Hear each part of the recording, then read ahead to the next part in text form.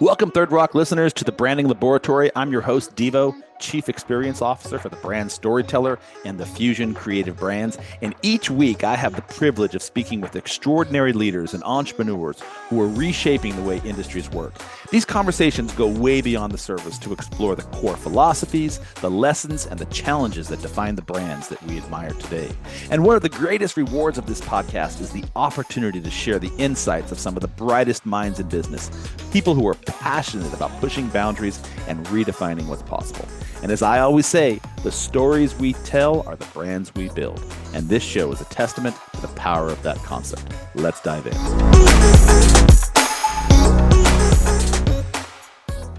right, welcome to the Brand Storyteller. I'm Deevo, the Brand Storyteller. Welcome to the Brand Laboratory. Branding is not a trend to us. It is the truth behind everything we build. I literally believe it's the foundation for everything about our small business. This is not a typical business podcast. I like to invite leaders like yourself, Leonard, onto the show to unpack what has shaped you, your trajectory, what are your challenges, what are your lessons, what are some of your failures, which I don't see as failures, they're opportunities to learn, right? And how are you building something now that when you look back, you know what, I got a pretty cool thing with this business. I affected a lot of people. I made a difference. I'm Deevo. I've been hosting this show now. This is my 5th year in podcasting. This is our 39th episode of the Brand Laboratory, so I'm really excited about that. And our guest today, Leonard Scheiner, he didn't just build a business, he's creating a framework for professionals to lead with clarity and authority in their space, where trust isn't an optional thing. And that's a big deal to me. No like trust paradigm. We talk about that every single episode. It is how you build your business. It's how you find your dedicated followers and friends and colleagues and collaborators. So my man, welcome to the show. Good to have you here. So good to be here, Deevo. Thanks for having me. It's my pleasure. I look at every single guest that comes across my desk. Mariel sends them over to me. She highlights things that are good, things that are bad, things that would catch my eye. I love talking to people who are in the branding world just because that's the space I operate in. So mainly just so I can piggyback off the cool things you're doing and then call it my own. I'm just going to jump straight into the show. I'd like to just go no frills, no censor on this. What do you think, and this is a question I ask everybody, what do you believe about success that most people in your industry might fight you on? It's such a good question, and we're diving so deep so quick. I love it. So what would I think about success that most people would think is impossible? Really, you as the business owner, you as the CEO, you as the face of the brand, have the authority and the control over everything. I don't care if you delegated it. I don't care if it, quote, wasn't your fault. Guess what? Maybe you didn't set someone else up for success. Maybe you didn't package things the way that they should have been. Maybe you didn't delegate in the best way. But when you come from that space of responsibility, and we're getting a little esoteric here, but when you come from that space, it makes it a lot easier for you to handle problems and to grow forward. Because if you're always blaming other people, guess what? You don't have control, right? If it was Mary's problem and Bob's problem, then Leonard can't actually fix it, right? But if I realize that, oh, that was Leonard's misstep, or that was Leonard's not doing it correctly, and then it passed on to Mary, then guess what? I have control of that and I can shift. Mary's maybe not the right person in that role. Maybe it wasn't communicated the right way. Any of that. So I like being able to take responsibility, accountability. I'm really big on that because it has me stay in my power.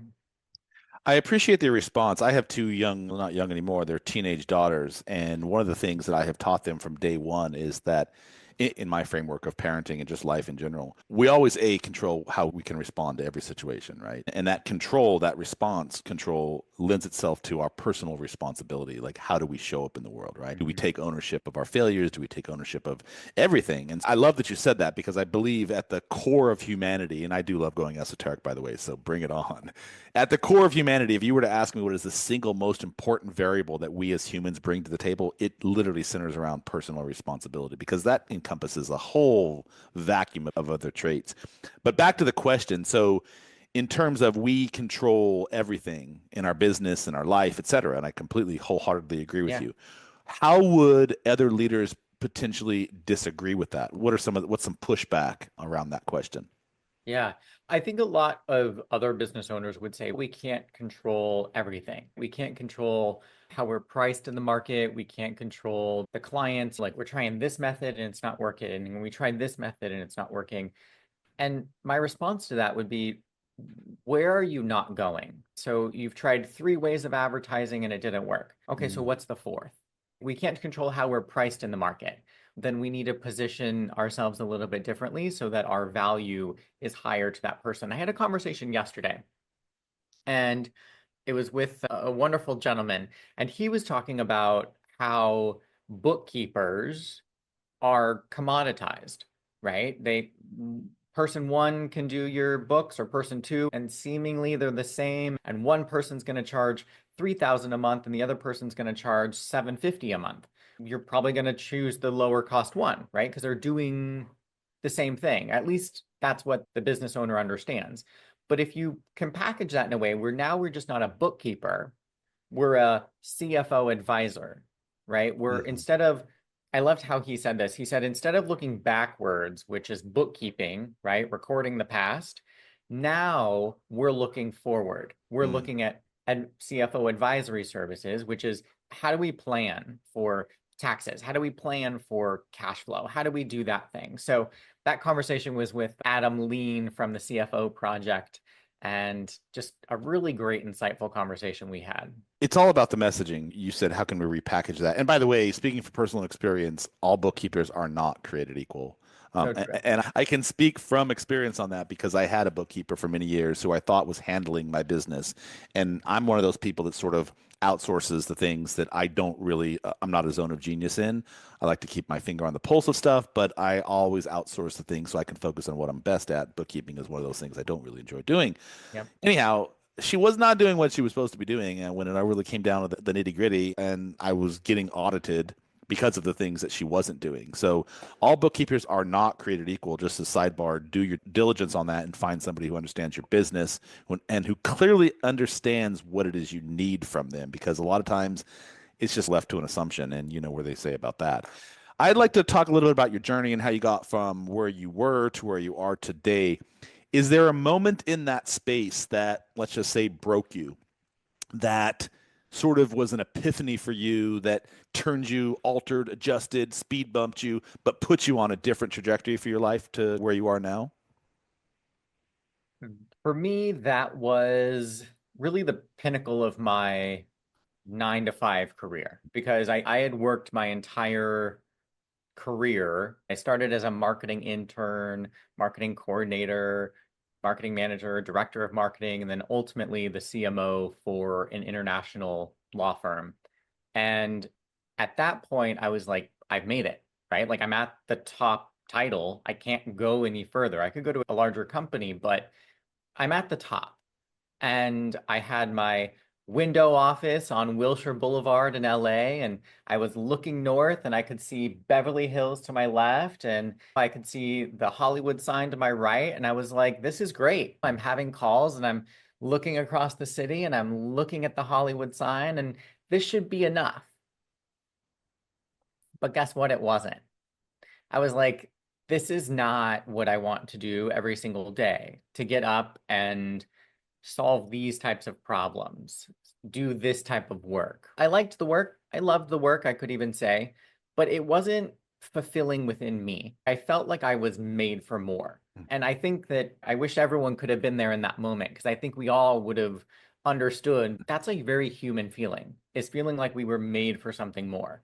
And so that situation, I realized that I was never going to find what I was truly made for, what I could truly do, break the shackles until I was working for myself. Instead of earning a paycheck or instead of getting a paycheck, it was more about creating the paycheck. Mm. And that I think was the moment that broke me. And I was like, you know what? I'm done. I'm done trying to please other people for what? Yes, there's bonuses. Yes, there's incentives. But at the end of the day, I was in some regard capped in what I could make monetarily. I was capped in what I could do as far as like the services, right? Working for a law firm, it's you're providing legal services. And so I realized that at the core of myself, I was a marketer. I'm a growth-driven person, both personally and professionally, right? So I've spent a boatload of time and a boatload of money on growing myself personally because I know that what I'm able to do in my personal life and how I think about things, just like what we were talking about a minute ago, right? Accepting responsibility. That is something that's personal, but it translates over into business. Oh And yeah. so being able to grow both of those, and then also having the ability to, I run a PR and marketing agency today. And that means I can do an array of different things. I can consult an array of different services, clients, etc. So I love being able to have that flexibility, and it's a really great journey that I've been on. Not always upward, right? There's been ups and downs, but I think if your general trajectory is upward, then that's all part of the process. Yeah, you're speaking my jam. You and I have a similar trajectory in that space. Same story, walked away from multiple six-figure business doing similar things to what you're doing. And it really wasn't because I was necessarily, I don't want to say I was unfulfilled because I was busy as fuck. I was doing a lot of different things. And because of my nature, I had my fingers in a lot of different areas of the business at the time in the corporate world. But for me, I realized at the end of the day, and you just said something a second ago, I wasn't able to create on my terms. I was creating something for someone else. And while I was getting rewarded financially for it, it was like a missing gap, like a void in my soul. And I just realized that the only way to do that is I'm going to have to get back to creating in some capacity. And I love that you said that because one of the other things that were part and parcel with my trajectory in the corporate world that I also noticed that I was missing is there was no personal development going on in terms of who I was as a human. And I started to realize that I was getting caught up in this like vapid existence. And it was affecting literally everything from I was married at the time. It was affecting my relationship with my wife. We're now divorced. It was just like the sort of all the things that I was going after weren't what I'm going after now. And I wasn't able to do any of these things that I'm doing now until I found that out like way back in that space. And I love that you said that. Flexibility, freedom, creativity, autonomy, all of those things are now things that I own, I'm personally responsible for, and I get to now teach other people how I did that. So I love that you're saying that. In terms of the personal piece, I want to touch on that for a second. A lot of people don't haven't made that connection that you are only as strong as you are as an individual first and foremost with your business. So if you have suffrage in your personal life and you haven't dealt with some of those shadows, responsibilities, self-awareness, whatever it is, right? That's going to eventually show up in your business, right? Can you Yeah. speak a little bit about that? Because you just touched on that, but I think it's a really important point for people to understand that your personal life, your personal development, and your professional life go hand in hand. They have to be in balance. Yeah. I thought that my professional self and my personal self were two different people, Mm.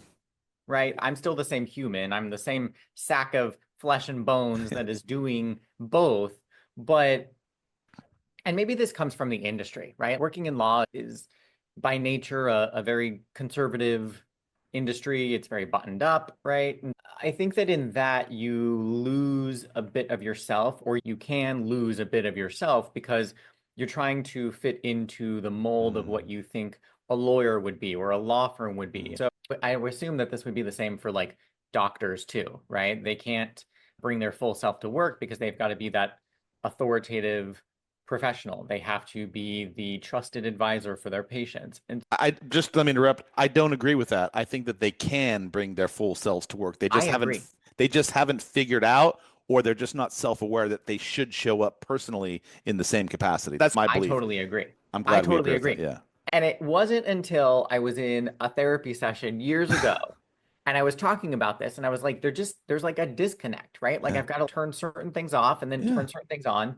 And I was like, it doesn't feel good. And life is all about feeling. Like, are Mhm. you happy every day? Mhm. Right. So when I realized that those two can be intertwined, it really opened up my eyes because then I realized, okay, this is way deeper than even I'm thinking about it at that time.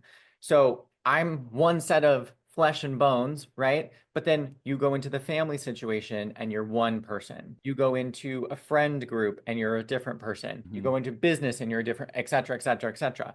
And I was like, well, The most successful people, you look at Richard Branson, right? Or Mark Cuban or whoever. And go with the example if you don't like those people. That's not my point. But the sentiment of what I'm saying is that these successful people are the same person on the court as they are off the court. Mm. And when you can bring that holistic view or that holisticness to everything that you do, of course, there's a time and place for everything. But being able to throttle that appropriately, but still by being yourself. And this is where the personal work comes in, is that if I'm pouring into myself personally, it's going to help me in friend relationships and in family and in professional and everywhere else. So it starts here. It starts at home. 100%. I love that. And I echo all of that. It felt, I want to back up because I didn't know what I didn't know at the time. I just knew that I felt empty inside. And I'll tell you what, if I may tell a small story for a minute, it really hit home for me. I had a really wonderful boss, and he really gave me some amazing opportunities. And I don't feel regretful about any of that because of the experiences that I learned just operating for a multi-million dollar business. But I saw the writing on the wall when I got in trouble for improving a process with something, saved the company literally millions of dollars. And I circumvented the normal protocol, which would be like 400 fucking meetings, red tape up the wazoo, filling out forms, going through the chain of command. And I was like, you know what? I'm just going to make a call on this. I'm managing this project. We're just going to circumvent all that. Dude, you don't even know what an uproar it caused the lifetimers, the corporate lifetimers. And I got sat down and I had to go before the CEO and I was having these conversations and I was basically slapped across the face and told that I had stepped outside of the chain of command. It wasn't my place to make this. And I was like, did I not just save you almost $7.5 million and cut the project from a 12-month project to a 2-month project? And they're like, yeah, but you're missing the point. And I was like, is there any other point to Is there like? another point? Yeah. Is there possibly another point to this? And I just realized at that point that my career, and there had been all sorts of writings on the wall with similar stories like this. I realized at that point that no matter who I was or no matter what I was going to do, I would never fit into the mold that they wanted. And I was like, that was the beginning of the end for me. And so, yeah, I feel everything that you said. It's funny. So, this sort of idea of zigging when other people are zagging, you seem like that type of person, right? What was it? When did you realize in your world, whether it was in the corporate or now as an entrepreneur, that was this autonomous take you have on the world and that's how you were going to operate? Was there anything that happened, like a story like I just told? See, I had wonderful bosses all the way through, but I don't think that I had any event like yours where it was like a singular event. But I always had the thought in my mind that like they're doing these things, I can do them too. They're making these moves, they're signing new clients, they're making more money every month, they're XYZ. And if I stayed where I stayed, it was comfortable, right? Mhm. Like it was comfortable. I was a CMO. I was director of operations. I had a leadership role, right? I came in every day. I had an office. It was, by definition of most people, that was successful. But it just came back to the same recurring thing of I want more, or I want more freedom. I want more to grow into. And so I realized that for me, the path to do that was going off on my own. It was doing my own thing because then I could fail on my own, but then I could also succeed on my own too. Sure. Speaking of failure, can you talk about some of those first real failures as an entrepreneur that has shaped or taught you who you are as a leader today? Coming back to the title of our show today, right? It's about branding. And I initially went out and I thought, I've got all this experience, I've got all this credibility, right? My resume looks great. So clients are going to be like, let's go. Was I so far from the truth?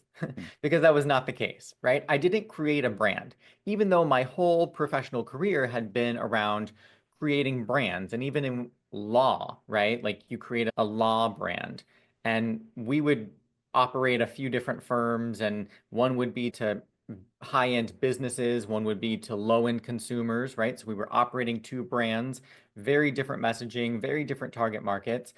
And I was always creating brands. But then I went out on my own and half my brain fell off. And I was like, nope, I could just be Leonard, and people are going to be like, Leonard Scheiner's amazing.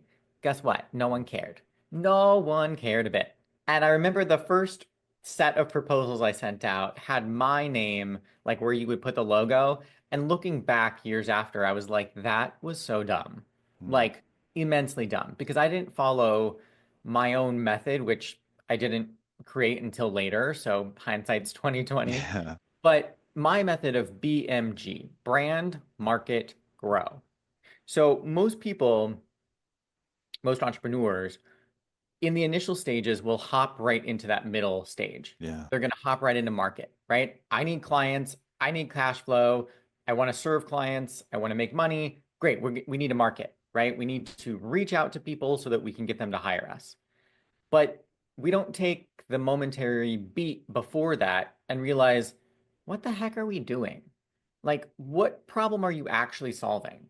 And I think that's a disconnect for a lot of newbie entrepreneurs is that they think that they're solving a problem people care about. Perception is reality. Right. Really, they're not. So if the market is not willing to pay you for it, that's not a good offer, right? It's Mhm. like selling ice to an Eskimo. Like they don't need it. You're not solving a problem for them. But if you're selling ice to someone in Miami Beach in July, guess what? You're solving a problem. So when I'm looking at helping clients, we're going through the BMG method. That is the way that a professional service provider really nails it on the first or second try.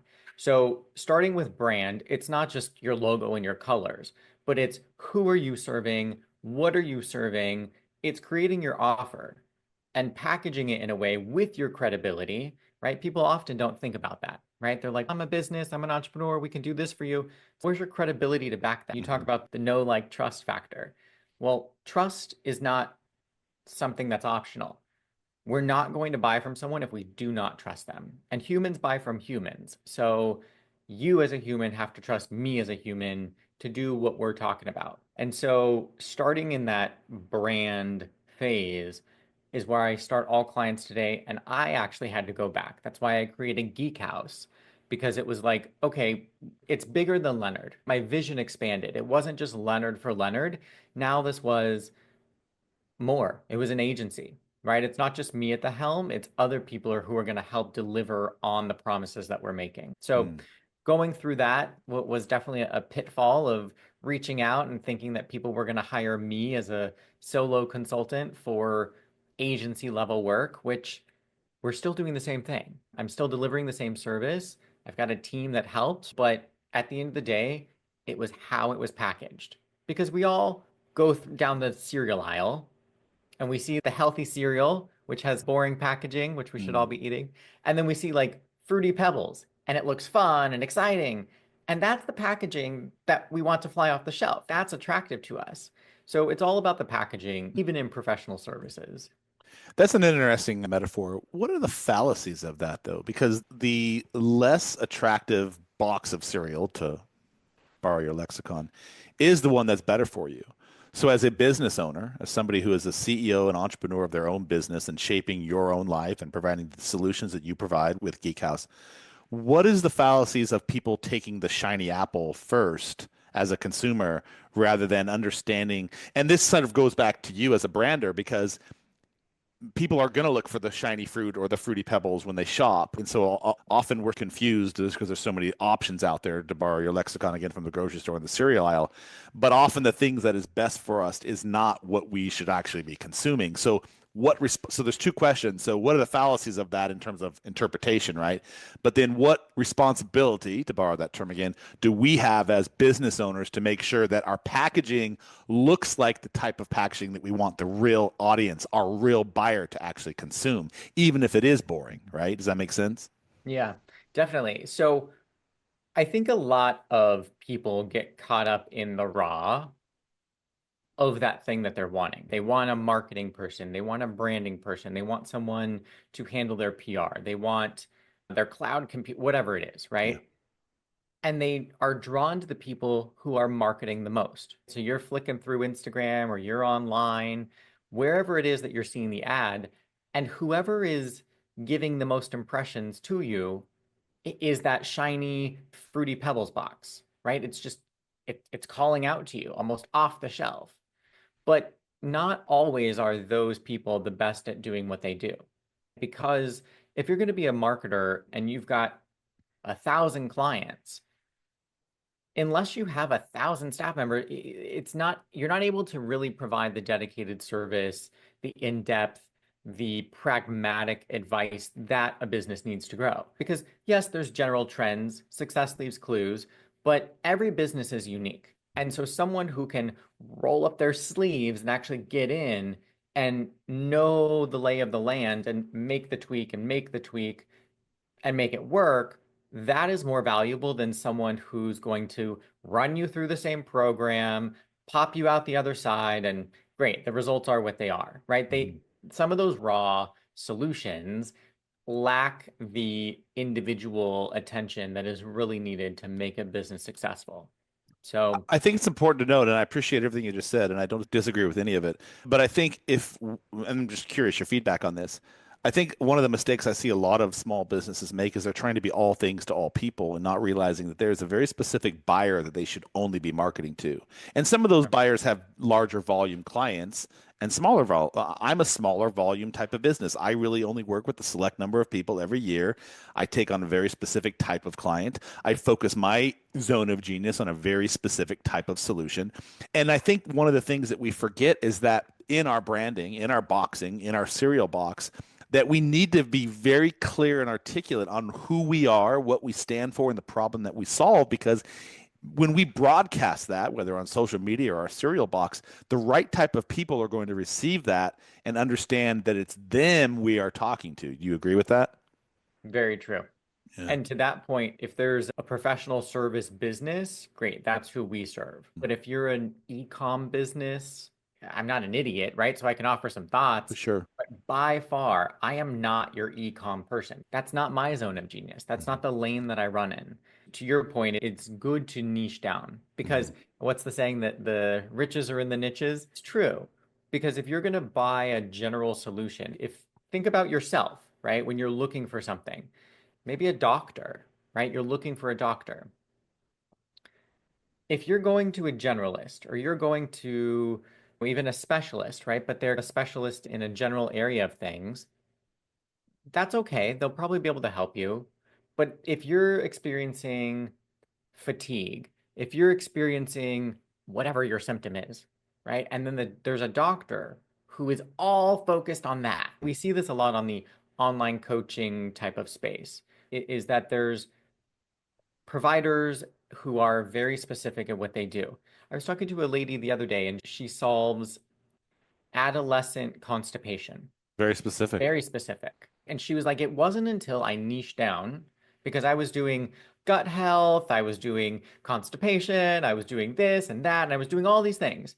And it wasn't for kids, it was just for everyone. Gut health for everyone. Hold on a minute. You're going to tell me that the gut health of an 80-year-old woman is the same as an 8-year-old boy? Very different. Very different. So, how could she, at the highest degree, serve everyone? She can't. So once she narrowed down, once she got specific, and now we're doing adolescent constipation. You need to be under 12 years old. Guess what? Now she's able to more easily convert clients, serve them. She's talking to a very specific type of person. Much Yeah, I'd like to reframe that if I may, because I appreciate the concept. And for niching down, I do think that there is a market for certain types of businesses. But I also think that there is a market for becoming the niche yourself and actually creating that niche, which is what it sounds like she's done. That Mhm. niche didn't exist per se before, but instead of being boxed into only working with 12-year-olds in an endocrinology perspective, maybe she can become a niche and create a framework around all the different spaces that she operates best and she gets filled up with emotionally, right? Because then Mhm. if she's doing that, then she's obviously going to be doing the things that she loves. I appreciate all that take. Before we jump into the second half of the conversation, just for a minute, clarify for my audience what it is you do. What is Geek House? Who is Leonard Scheiner? Who do you serve? Who is your niche? Or what niche have you created that you're finding some excellence now? Yeah, so coming from my background in law, it was all professional services, right? How are you solving the problems of other people? And how do you package your expertise? What makes you as law firm A better than law firm B? And so now I run Geek Haus, which is a PR and marketing agency. We're very focused in helping service-based businesses. So law firms, doctors, accountants, even like realtors, right? You're providing a service that is intangible, right? If we're going back to the cereal example, if you've got something, you can flip it over and see the details, Mm. right? But in a untangible service like legal service or like marketing or PR, you've got to be able to package it in a way where people understand the value. So we're focused on serving the professional service provider. So the lawyer, the doctor, the accountant, the realtor, and we're helping them grow their personal brand because we know that today if your personal brand is lacking, people don't have the know trust factor Yeah. in order to do business. And so that is really where we start on that brand side of things. And we're helping get you in the press because you're probably an expert.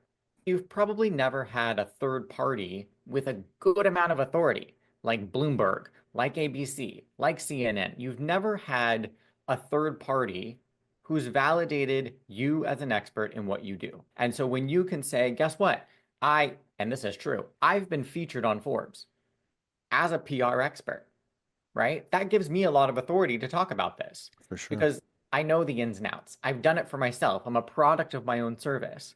So when I'm talking with a client, I can go really deep and answer the nitty-gritty questions. So that's what we're all about, helping people grow, set up their platform, right? I say you can't shoot a cannon from a canoe because your blowback is going to just sink you. But if you've built your foundation, you've built your warship, now you've got the credibility. You're stacking your chips. Guess what? Now we can shoot cannons. Now we can go and have JV partners. We can go do marketing. We can go do big things because we've got the platform that allows us to do that. So you're doing, and you're reinforcing what I just said. While you have niched down professional service providers, you have created sort of your own niche in a sense where you're providing PR, visibility, and credibility to very specific audience. But I imagine what you do for a legal professional is markedly different than what you would do for a doctor. So you are still a generalist in that capacity, which is where I was going with that earlier. This whole idea of becoming the niche. You've done this, Leonard. In terms of your industry, I think it's interesting to know you've if you strip away all the buzzwords, right? And at the end of the day, I think I just paraphrased that, but what do you actually do? You're providing visibility, credibility for people who may or may not know that they could get some sort of visibility around what their profession is. Is that sort of a kind of a nutshell, or did I damage that? No, you're absolutely right. So people think that media is for the hot, flashy LA professional, right? Or the New York professional, right? It's like they think you got to be Oprah to get in the media. And it's just not true, right? There's millions of articles, there's millions of programs, there's millions of TV shows that are happening every single day. And so to be able to get into one of those, get the credibility from that, is what we handle in that first of the three, the brand market grow. We handle that in brand because we need to build the ship before we're trying to get people onboarded to the ship, right? Which happens in marketing. So to answer your question directly, we are getting our clients in the media that can look like written articles, that can look like TV, that can look like we've got plus their branding and other stuff, right? Setting themselves up online, then we can move into the marketing phase, which is sometimes email marketing, sometimes it's paid marketing, sometimes it's online summits and joint ventures. So we got to put the building blocks of marketing in order. And I do think that PR falls under the marketing umbrella, but we need to put the building blocks in order. And like I said, a lot of people go and they try to do the marketing, right? And that's where I started, right? I was reaching out and no one cared Yeah. because I didn't have that first step completed. I think all entrepreneurs, present company included, did the same thing. We were so eager to get money in the bank and prove to ourselves, our egos, right? Like, I can do this, man. I just walked away from $500,000. Not only is this a critical situation for me to make some money fast, but I need to prove to myself that I can do this. So I think all of us, I've been doing this now 20 years. And in 5 years podcasting, have I met a single entrepreneur who didn't start with the market first? Let me make some money first and realize halfway in, maybe even further in. And I work with clients today. I just got off the phone with somebody who has been in business for almost 15 years, busying herself to a near death and trying to figure out how she can simplify her business and really do the few things that she wants to do. And when I take a look at her ecosystem, I'm like, girlfriend, you are all over the place. Like, you don't actually know what you're here to do on this planet yet. You say it, but then you're over here like just bending over backwards for everybody. So I think everyone, again, I've never spoken to a single entrepreneur that got that right up front. And I'm not saying they don't exist, but I think we're all very eager to do that. What are most people that you speak to? And I'm interested in learning more about this because one of the things that I've just heavily started, and this is where I'm speaking selfishly here, I'm trying to really expand my personal reputation around where I show up in the workspace, keynotes, workshops, things of that nature. And if that's something you do, I'd like to chat with you about that if I fall into your niche. But what is some of the things that people get wrong about the problems that you solve when you first speak with them? I think I do a very good job of telling them what we do. So what is something that they get wrong? I Let me think that rephrase that. So if I were to come to you and I say, "Hey, Leonard, like one of the things I'm really working on right now is trying to get greater visibility around my thought leadership and my zone Mhm, of genius. I want to show up on keynotes. I want to start putting some workshops out there. I mhm. want to be in front of larger audiences, things of that nature. And I just know that this is the way to do it." But you're like, "Dude, let's take a time out on this and let's reframe that." So what is that? What is that no that I generally come to you with and thinking that I have all the kind of like P's and Q's sorted out? I would think it comes back to putting the blocks, the building blocks in the wrong order. Like, for instance, a book. A book is a great marketing tool. It's a great credibility tool. You wrote the book on XYZ, so you're the expert. That's great. But it would be better if you took that book and you had it when you launched to an audience, right? And you don't need a book to create an audience. So when people come, sometimes they have a preconceived idea that I need to do this and then I'm going to go to an agency and they're going to help me do it. So really, they're looking for an order taker Got it. to fulfill on what they want. And there's agencies out there that will do that. They're just going to be like, you want that? Great, we'll do it. But they're not looking at it as how does each one of these bricks fit into the wall? It has to be, there has to be a trajectory that makes sense. Hmm. And so if a client's coming to me and they're like, I just need to create a funnel and then run Facebook ads. So can you help me do that? Of course we can. But what's the offer? Who's the audience we're marketing Hmm. to? Oh, we can help everyone. You might be able to help everyone, but is that really what you want to do at the end of the day? Even if you could help everyone, who could you help the best? Because if you could Who help, fills you up, right? yeah, that makes it about yourself, and that's good. We want to be involved in, and we want to be excited about what we're doing. So, of course, we want to choose clients that we are filled up with when we take them on. But it's also about knowing that I've got a prescribed process, right? And we know that works because it's tried and true Hmm. over and over again for the past 15 years, right? I've taken the time to develop the process. So if we're then just being an order taker versus being an advisor, I think that's one of the main misconceptions is that Mm, a client would oversimplify it. got They're it. like, even in our discussion, right? I say brand, market, grow. Okay, brand. Well, we think logo, colors, Mm, and a website.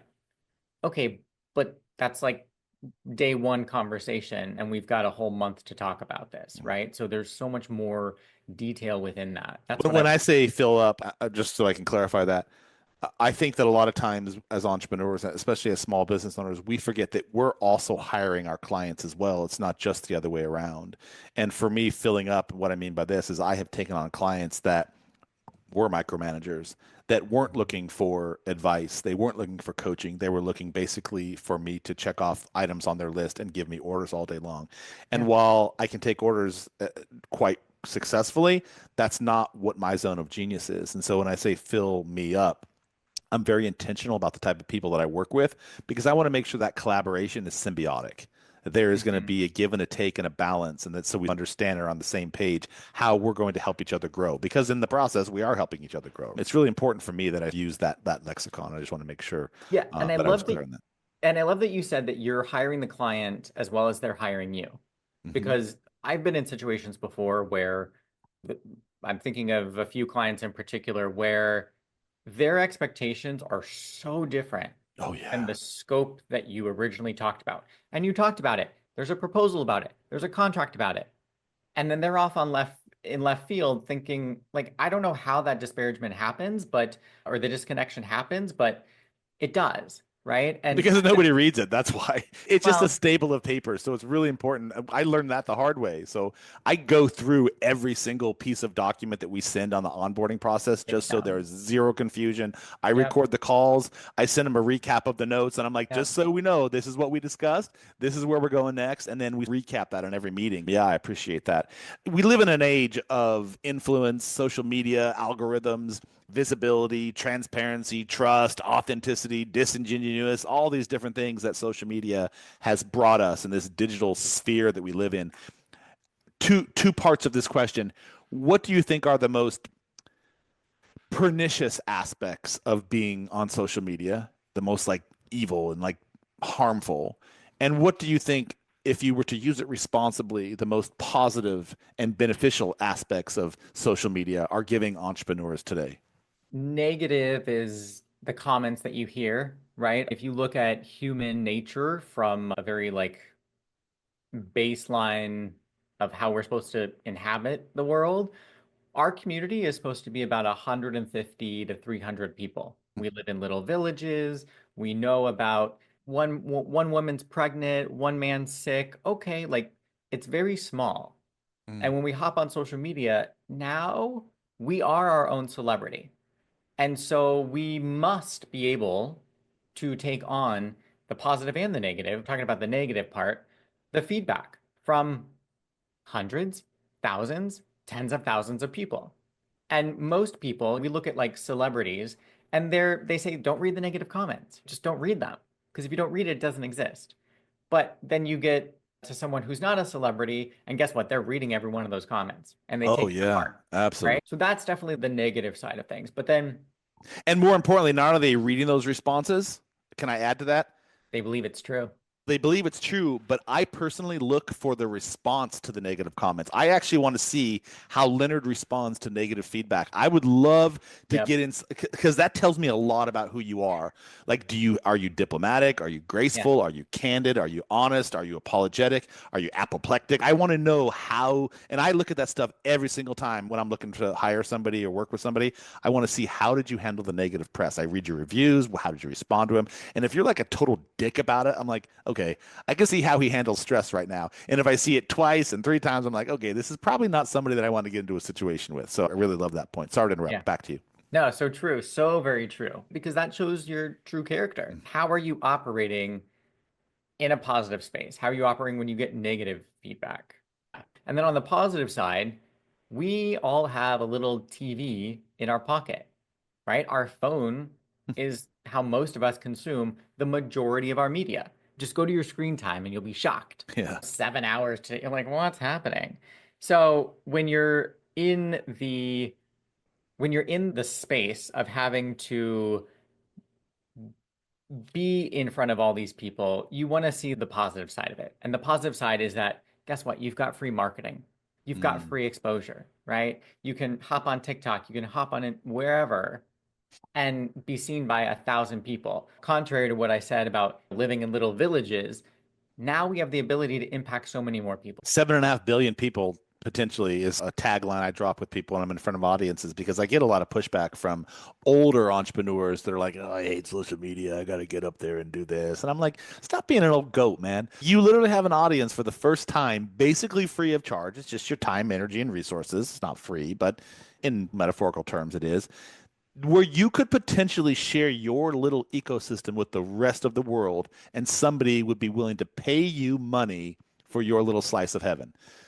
And they're like, but what do I say? What do I do? And I'm just like, so this is okay. That's a perfect opportunity for me to segue. But yeah, 7.5 billion people in the world. Most everybody has access to this little TV. If you had the opportunity to speak to them, what would you say? If you were in a room, you and me, locked door, and you had the opportunity to share something, what would you say? That's what you should do. Start talking about those things. Yeah, I love your take on everything so far. If your audience were to describe you, your brand, your solution, your process, whatever it is that your ecosystem does, in 3 words, what would you hope they say, and what might they actually say? I think those two would be the same. I would say competent, effective, and I'm going to use hyphens here so I can meet your 3-word requirement. I Attention to detail. like that. That's pretty funny. What is one thing right now that you know you should be doing, whether it's in your business or your professional life or your personal life, that you know you should be doing, but you just haven't made time for yet? I should be emailing my audience Mm. more. Why is Staying that so more important? Why is that so important? top of mind, Hmm. right? People buy from people that they know and trust, Hmm. but it's about we live in an attention economy, right? Hmm. What has our attention, right? Whether you like it or not, when the elections roll around, guess what? Everyone's attention is focused there, right? When the Victoria's Secret show comes around, everyone's attention is there. When the Hmm. Super Bowl comes around, everyone's attention is there. So we live in an attention economy. And so if we can keep the attention of the people on our list, of the people in our audience, guess what? It's like just loving on them. It's being around them. It's always going to the company party and being present. And so if we are able to do that, which I should be doing more of, that's really where we succeed at that attention getting piece. I wrote a blog post last week on and I don't disagree with you, by the way, again, surprise. But there is a lot of noise out there, a lot of people like us that are just contributing into our inbox and our social media, in our feeds, it just becomes noise pollution after a while. It does. So do you have a sort of a secret sauce that you would Yeah. recommend to people? How do you break through the noise and stand out with these emails, with these DMs, with these social media posts? What are you doing to stand out in this sea of sameness? So education, entertainment, smush them together, edutainment. I love it. Yeah. So instead of being sales, buy my Hmm. stuff, sign up, we need to be a human, right? If I met you, Devo, if we worked in the same building or we were neighbors, I wouldn't come to you every day and be like pushing my stuff. That would feel weird. But we do it online all the time. So the shift there, the pivot, is about providing education in an entertaining way. And the sales will come, right? I'm not saying never sale. I'm never saying don't send a sales email, don't hard sale, don't whatever. There's a time and a place. But if we can take the position, what are we first and foremost? Are we that trusted advisor that's likable, Yeah.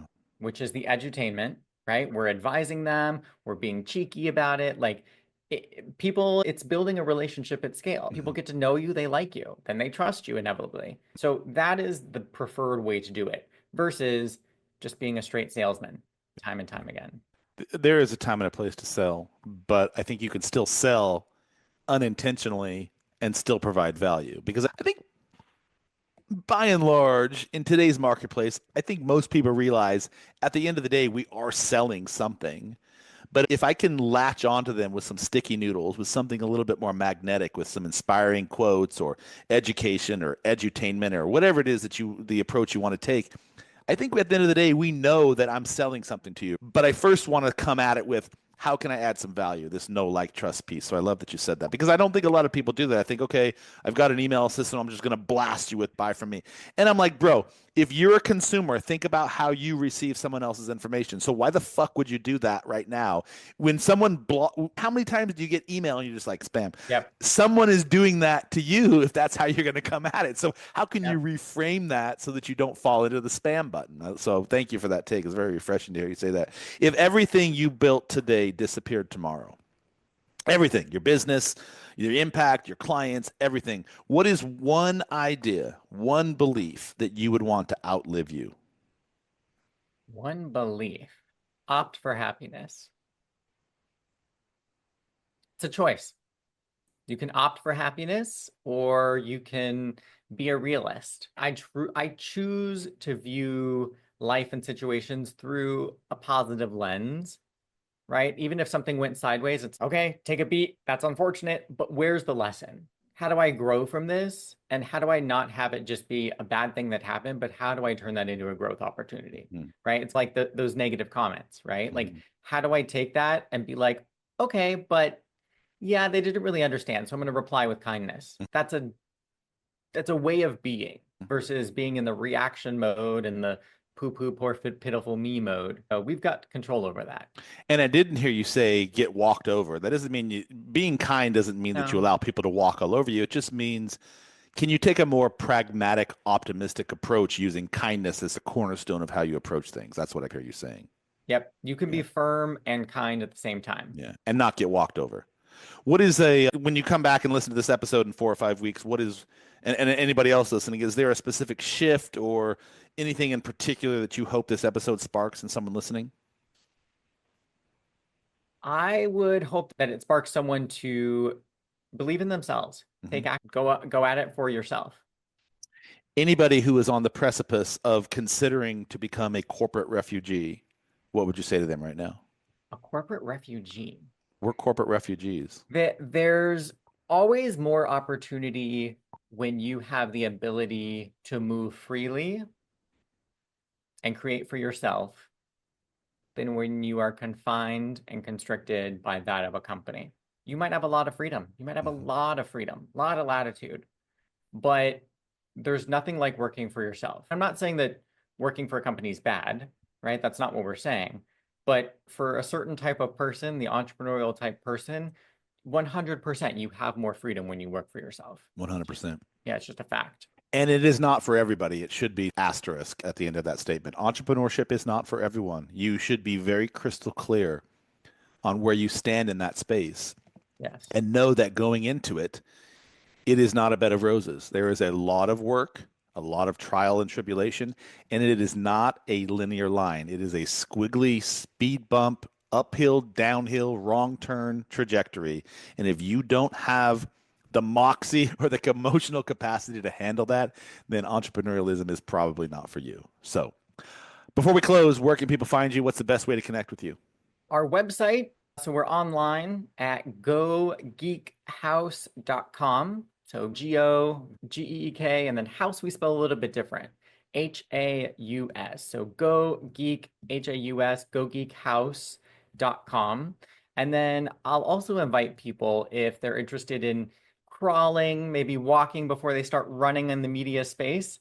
Podcasting is a great way to do that. So I host a training that helps people who are subject matter experts effort to get themselves online, right? You got to take the steps, but when you're efforting, we want to make sure that you're getting results. So I host the podcast guest intensive, which gives you templates and places and platforms, and we really set you up for success to be able to package yourself and promote yourself and really work out your messaging in a setting like this, where, before your 4 minutes on Good Morning America is there, you got to know your stories. You got to know what you're talking about. And so we do that in the podcast guest intensive. You're welcome to register. It's for free. Happens every so often. It's a recurring training that I do.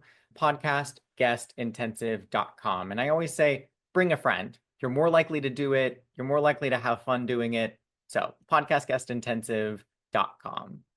That's great. Thank you. Leonard, I appreciate your time today on the Branding Laboratory.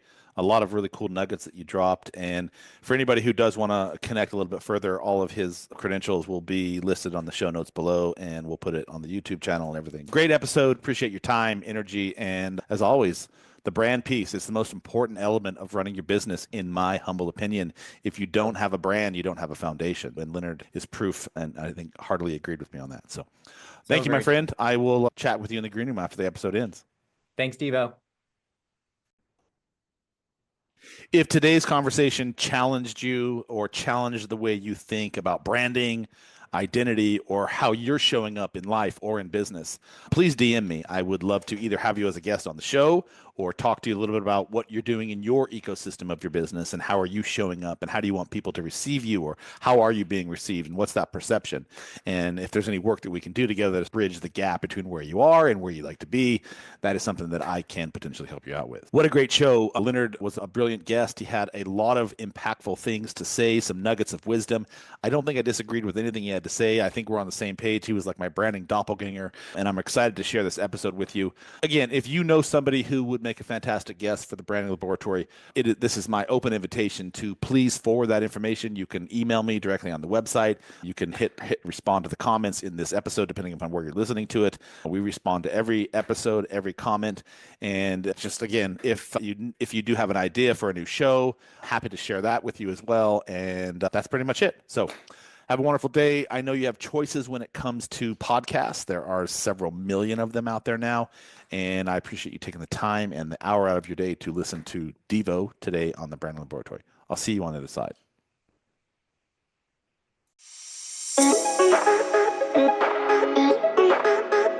Thanks for tuning in to the Branding Laboratory. If you enjoyed today's episode, be sure to subscribe and leave a review. Connect with us on social media for more branding tips and insights. And remember, your story matters. Until next time, keep building and sharing your unique brand story. I'll see you soon.